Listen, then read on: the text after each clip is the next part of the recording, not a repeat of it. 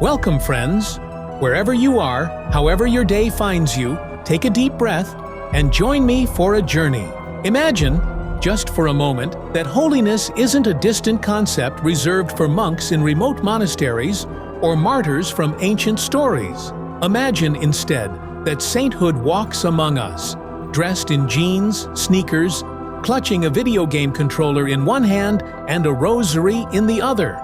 Today, we're diving into the extraordinary life of Carlo Acutis, a modern saint whose legacy challenges and inspires us, especially young people, to live authentically holy lives right here, right now.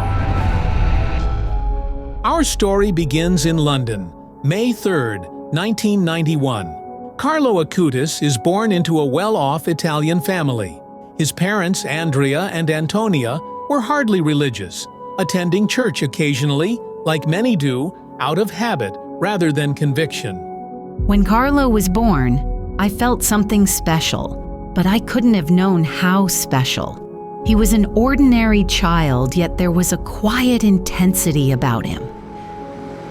The family moved to Milan shortly after Carlo's birth, and it was there, amid the bustling city known for fashion and finance, where Carlo's extraordinary spiritual life would quietly take root. Carlo was different. He wasn't eccentric or flashy, but there was always something profound about his calm. It was as if he carried an inner conversation with God wherever he went. As a child, Carlo exhibited a deep, inexplicable attraction to the Eucharist. This sacred mystery fascinated him from the moment of his first communion at age 7. Carlo never missed daily Mass after his first communion. Even as a child, he understood that Eucharist was his highway to heaven. That's what he called it, his personal highway to heaven. Carlo's deep faith profoundly influenced those closest to him. His mother, Antonia, found her way back to a devout life through Carlo's quiet yet powerful example. I wasn't religious before Carlo. Watching his faith grow, his love for Jesus, it changed my heart completely. Carlo was my greatest evangelizer. Carlo also had profound spiritual experiences early on, including dreams where his grandfather appeared to him, comforting him and deepening his faith in the afterlife and the closeness of heaven. Now, picture this. It's Milan, late 1990s. Kids his age are obsessed with Pokemon cards and soccer matches. Carlo enjoyed those things too, but there was a unique discipline that set him apart. After school, Carlo would slip into the quiet dimness of his local church, kneel before the tabernacle, and stay immersed in prayer, sometimes for hours.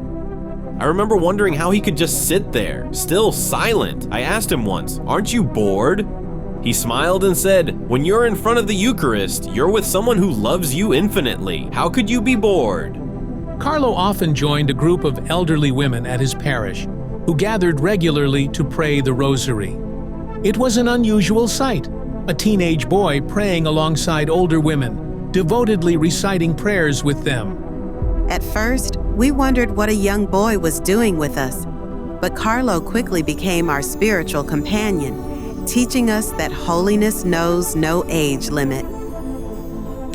Carlo wasn't just contemplative, he was driven. Fascinated by miracles associated with the Eucharist, Carlo created a website cataloging every documented Eucharistic miracle around the world.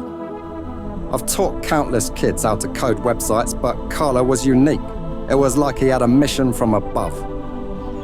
Carlo deeply impacted his friends, including Rajesh, a Brahmin immigrant.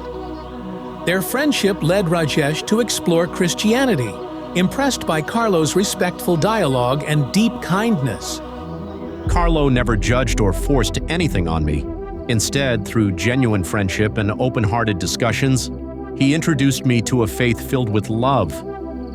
Carlo admired saints like Saint Francis of Assisi and Padre Pio.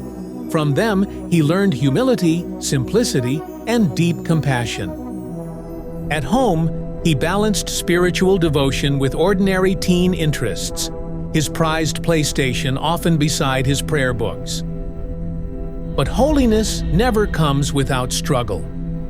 Carlo faced challenges in school, bullying and misunderstanding. Yet, he responded with compassion, always offering kindness. At 15, Carlo's vibrant life changed dramatically. A severe throat inflammation revealed something far more serious: acute leukemia.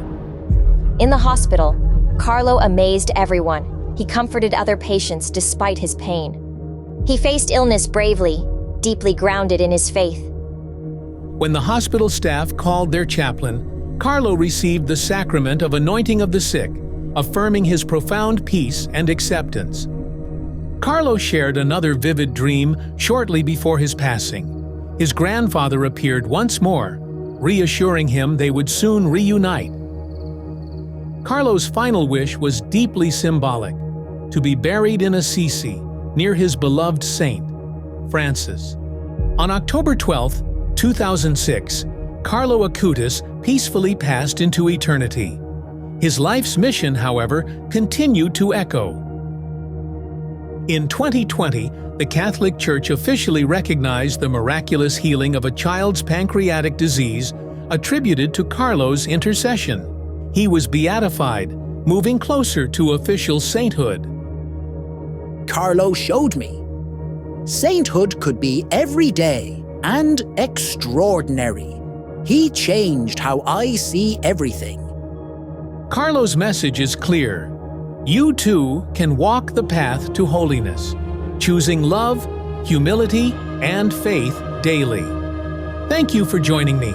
Until next time, may your path be illuminated by the inspiring life of blessed Carlo Acutis.